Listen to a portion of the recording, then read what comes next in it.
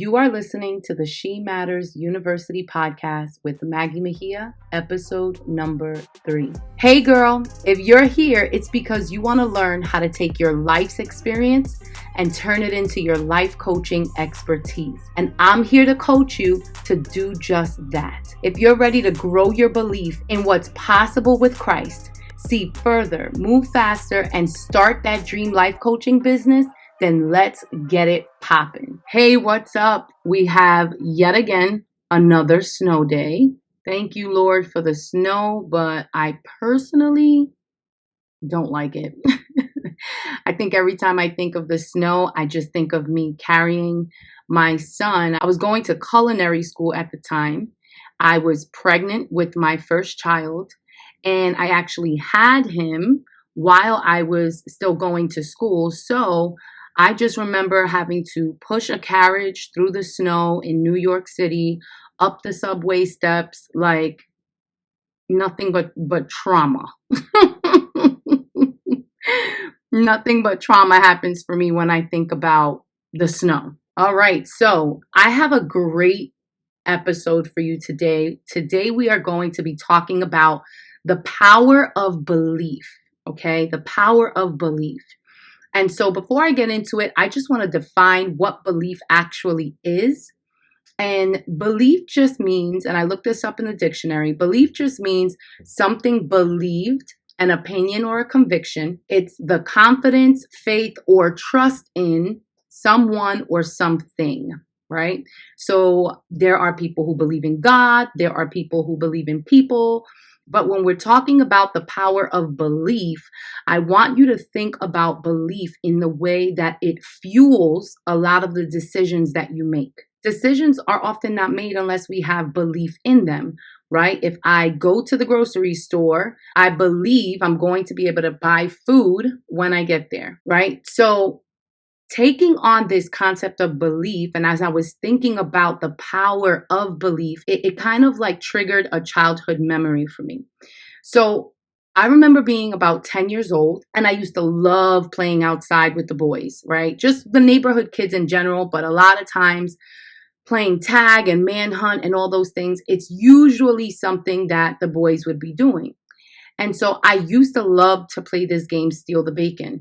Steal the Bacon was one of my favorite games. If you don't know what Steal the Bacon is, then let me just break it down for you right now.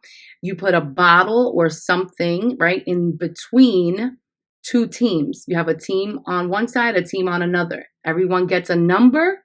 And when your number is called, you run to the middle and someone has to steal that bottle and then run back to their team's side without getting caught, okay? If you make it to your teammates without being tagged, then you got to steal the bacon and your team gets 1 point. So I think it was because Steal the Bacon had so many elements to it that made this my favorite game.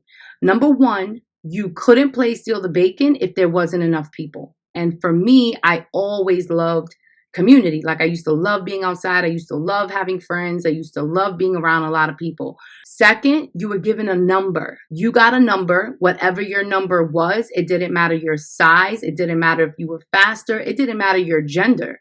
Whatever your number was, that was the person you went up against. And so I love that because I was always like motivated by challenge and sports, and I just loved it. I loved the challenge.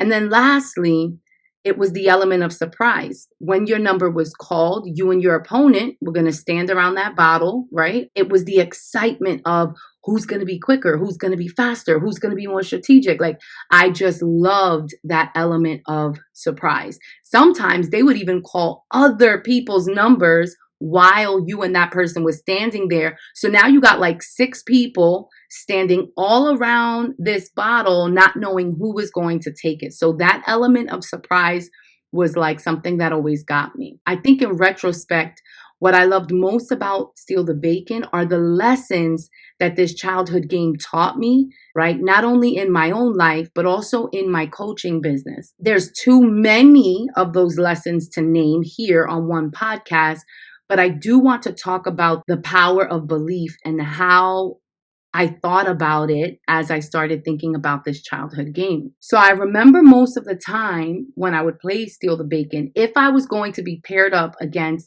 one of these two people, that I was going to lose. And number one was a guy named Mario. He was older than me. And I just felt like he was older, quicker, faster. Like I always felt like, oh my gosh, I'm up against Mario. I'm going to lose. And then there was Carmencita, where I just felt like, yo, how is Shorty so fast? She was like 4'11" and mad little legs. Like, I just didn't understand how she was so fast. But every time I was paired up against her, I would also lose. It didn't matter if I was stealing the bacon or if I was trying to tag them because they were stealing the bacon.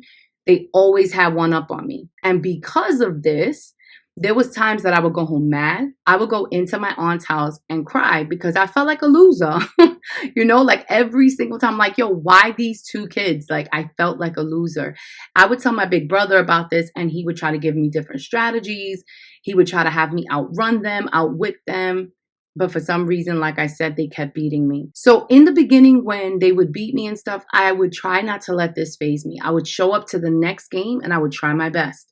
And then show up to the next game and try my best. And I kept showing up with this same belief that I had in the game prior to this. I would always think in my head, this time I'm going to win. This time I got it. This time I got it. And nothing.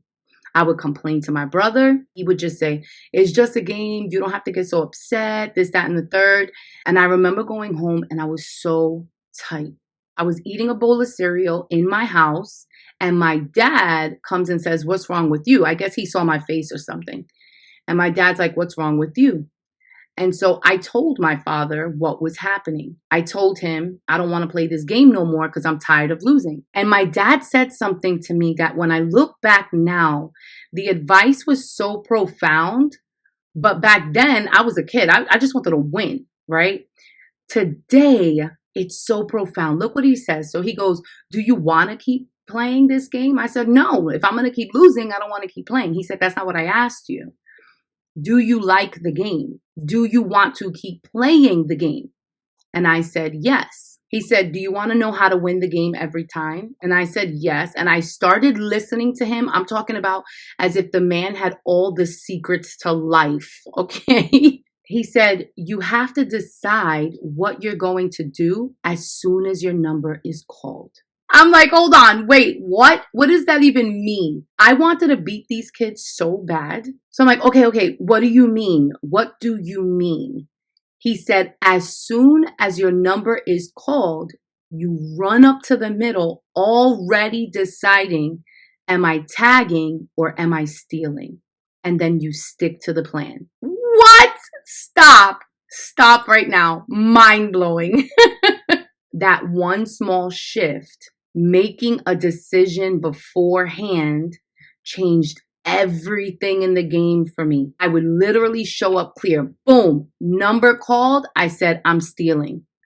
And my focus was on stealing. So when my focus was on stealing the bacon, that means all of my energy was being put toward when that person stepped over to the left, I was going to grab the bottle, going to lower my body and my shoulder as I was grabbing the bottle so that as they swung to get it from me, my body was already angled in a way that I knew that they'd miss. If I decided I was tagging you, then all of my focus was going to be geared toward looking at your hand movement, looking at your body movement, looking at when you were crouching lower because you were getting ready to steal something.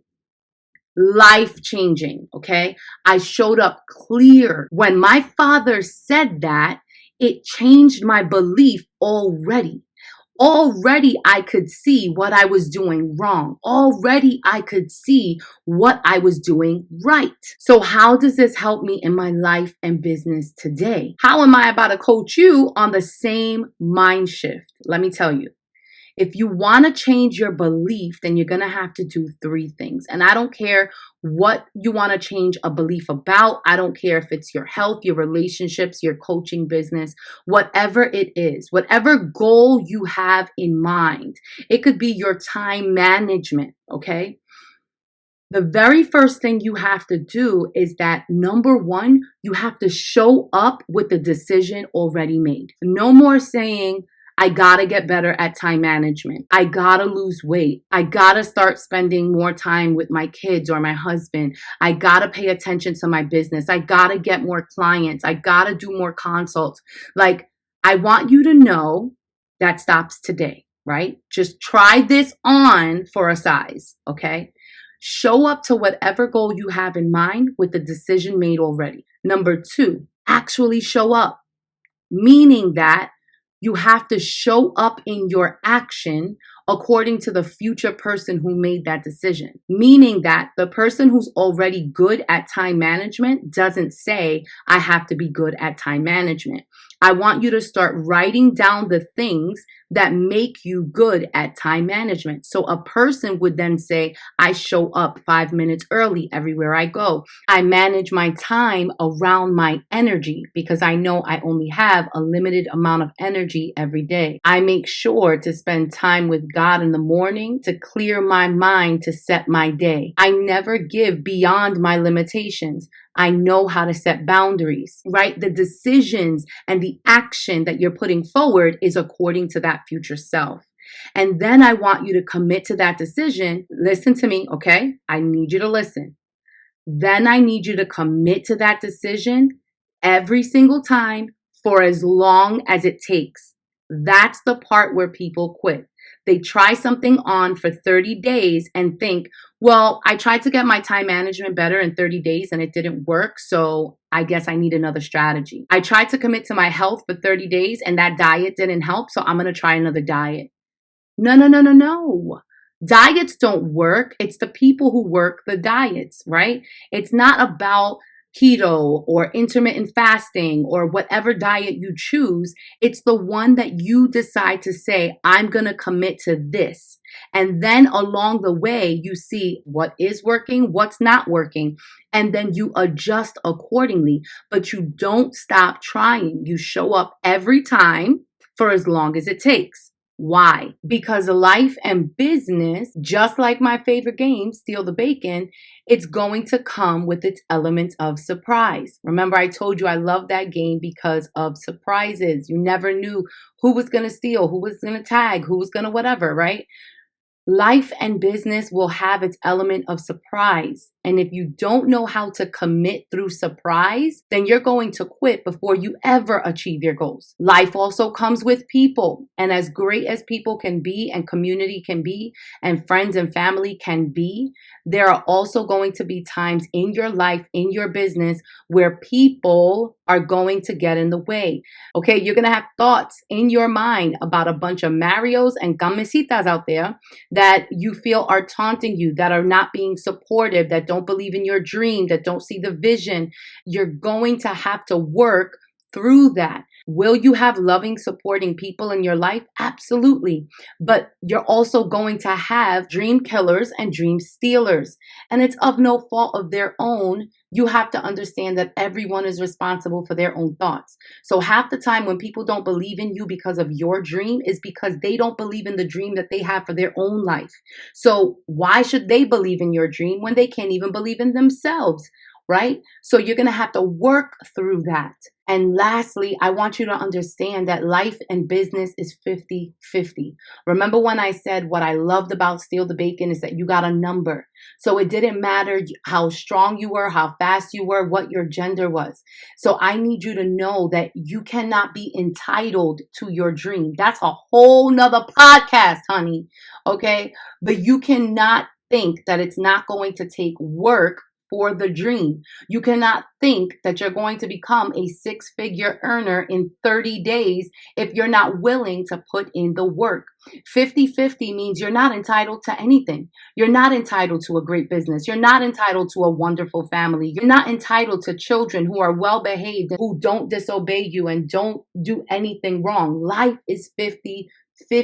So you're going to have to learn to lean into the discomfort, lean into the discouragement, lean into all of those negative feelings that you feel on the road to achieving your goals, as well as stop to celebrate yourself. Stop to be curious enough to know, why am I doing the things that I'm doing? Why do I need to think this way? Do I even need these beliefs anymore? Meaning that, do you still need to believe you're too old? Do you still need to believe you're too fat? Do you still need to believe you're too young? Do you still need to believe you have health issues and that's why you can't have a business? Believe me, I've been through all of those same beliefs, and it's not until I said, do I need to believe this? You're going to have to learn to be curious along the road, because in life and business, you work with the energy you come with. Before, I was letting Mario and Camisita steal my bacon, right? And not only that, they were stealing my bacon on the court, but they were also stealing my belief off the court. Okay. And how do I know that? The taunting and the making fun of and joking around, they were doing something way more strategic off the court than when we were on the court. Because if they had my belief off the court, then they had my bacon on the court. And the same thing happens to us in life and in business. The enemy has a very cunning way. People have a very cunning way. You yourself have very sneaky ways that you let yourself down ahead of time because you're too afraid to hold on to the belief that you can do it. So how many times do we allow for people to steal our belief? How many times do we rob ourselves of the belief that we have? I see this happen in business all the time. In one hand, women will tell me, Maggie, I want a life coaching business so bad. And 2.5 seconds later, they're giving me all the reasons why they can't be a coach. I'm not certified. I don't have a website. I'm not an expert in anything. I don't even know where to start. I don't have the money. I don't have the time. I don't know anything about marketing. I have health conditions, right? Believe me, I've heard a lot of excuses. I have health conditions. I don't have the energy to put one more thing on my plate. And the thing is, all of that talk is you literally showing up to your bacon undecided. I want you to imagine with me for a minute right now. Seriously speaking, I want you to imagine your bacon. Let that bacon right now, imagine your bacon, that dream coaching business. And I've seen coaching businesses of all sorts, right? You have your general life coaching, which is like health, relationships, money, purpose, spirituality, right? But then you have all of the things inside of those things. So you can have a health business focusing on boxing, focusing on fibromyalgia, focusing on autoimmune diseases, focusing on period pain and hormones, like I like to call them, right? PMS could be a horror for some people. But if you've learned how to actually not be cranky, control your hormones, control your appetite, your attitudes, your physical health around that, there's so much you can teach. I've seen farmers become life coaches, teaching other farmers how to grow their crops. I've seen people knitting. Okay, so there are absolutely no excuses on this podcast as far as, well, I don't know what I can do.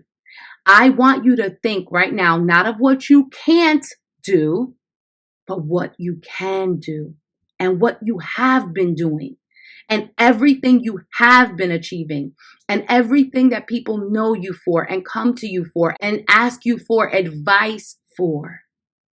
Think of that being your dream life coaching business. Doesn't matter what it is, because I want you to raise your belief right now. I want you to raise your confidence and trust and faith in yourself that this can happen for you if you want it to. Guess what? When my dad told me that I could beat those kids, I felt what it was like to beat them before I played my next game. I felt what it was like in my body, the energy, like thoughts of me beating them made me show up different. What do you need to believe in order for you to show up different in your business, to show up different in your life? Because when you show up like that, you start experiencing life in such a fuller way. Because guess what? I showed up to the next couple of games and I smashed it. And then I showed up to a couple of games where I didn't win. It didn't bother me anymore. Why? Because I only needed evidence of it happening once. And then eventually their taunting stopped when they saw it didn't bother me anymore. What can you see in your life right now that you've done once and you did it so well that you know that you would be able to do it again? Was there a time in your life when you were committed to health goals? Was there a time in your life when you loved dancing? Like, I'm watching women become coaches using the art of dance, right? Losing weight, dancing. Do you love to dance? Your mind only needs evidence once to see what's possible. So I'm going to end this with the power of belief and what belief has taught me, because I want belief to do the same for you. And I want you to really think about the things that I'm about to say, because I want you to be so fueled in your belief toward your goals this year that you rehearse thoughts like this. Belief taught me not only to decide, but how to decide. It taught me that action fuels my belief and belief fuels my action. You have to have both. Belief taught me that it's the energy I show up with in life that matters. Belief taught me that resilience is always an option, but not without the willingness to be discouraged. You have to be willing to be discouraged and feel what that feels like and go forward anyway in order for your belief to be fueled. Belief taught me that I can dream as big as I want and that I'm only ever one thought away from having anything I want. Belief taught me that I can be an example of what's possible for my husband, my children, my family, friends, for the world. And so if belief is the faith, trust, confidence, and opinion of someone or something, then that means only God's opinion about me matters, and that I don't ever have to be afraid of having my own back. So I'm going to tell you, have the faith to decide, faith to show up, faith to be an example of what's possible. Keep on believing, and I'll see you next week. Hey, if you enjoyed listening to this podcast, then you have to come check us out at She Matters University. It's my coaching program where I teach Christian women just like you how to start their own life coaching business in just 90 days. You are only ever one belief away from transforming your life and creating your dream business. Join me over at maggiemejia.com/join. That's Maggie Mejia, MEJIA/join. I'd love to coach you over there. See you soon.